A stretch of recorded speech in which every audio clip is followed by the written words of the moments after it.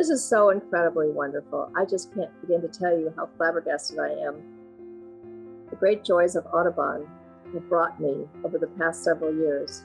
You know, my spark bird is the roseate spoonbill, and I was lucky enough to win at an auction and was able to name Rosie O. Marsh, and to see her fly from the Everglades, see her in a map, see her fly up from the Everglades, right past the west side of where we live, up to Jacksonville, over to Tampa, back from Tampa to Jacksonville, back to the Everglades, where hopefully last year she found a successful mate and a nest.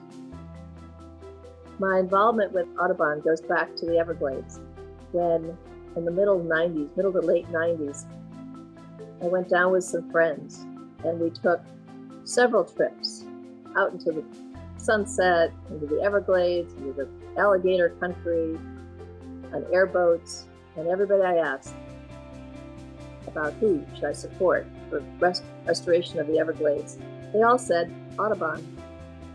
I was sold from that point. I've been a supporter ever since, and I'm so proud to be. Thank you, thank you.